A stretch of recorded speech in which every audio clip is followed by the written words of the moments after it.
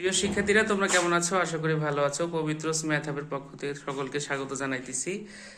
যারা 21 তারিখ থেকে এসএসসি পরীক্ষা দেবে তাদের জন্য অনেক শুভকামনা। তোমরা নিয়মিত পড়াশোনা করো। পড়াশোনা ছাড়া আসলে রেজাল্ট ভালো করা সম্ভব না। এখনো সময় আছে, রিভিশন দিতে থাকো।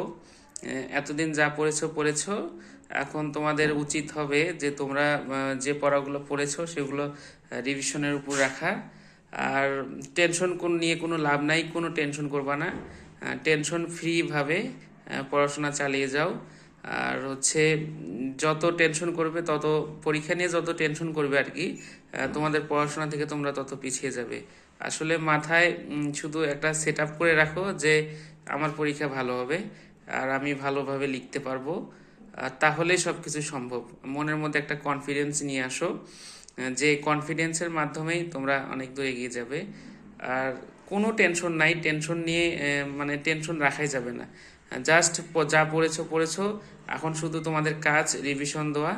আর আসলে যেগুলো ইম্পর্টেন্ট প্রশ্ন সেগুলো তোমাদের আসলে এক নজর করে দেখে যাওয়া। যত দেখবে আর লিখবে, সাথে ইম্পর্টেন্ট টপিকগুলো লিখে লিখে পড়বে।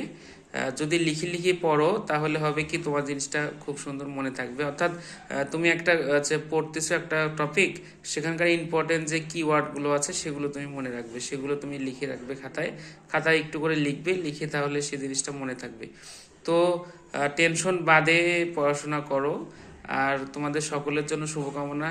অনেক ভালো হবে তোমাদের পরীক্ষা। আর প্রশ্নপত্র, বোর্ডের প্রশ্নপত্র কঠিন করে না কখনো, তোমাদের পড়াশোনার মধ্যেই দেবে। কনফিডেন্সটা তোমরা ঠিক রেখো, তাহলে ভালো রেজাল্ট করতে পারবে। সবার জন্য শুভকামনা। পবিত্র ম্যাথ হাবের পক্ষ থেকে তোমাদের সকলের জন্য শুভকামনা থাকবে।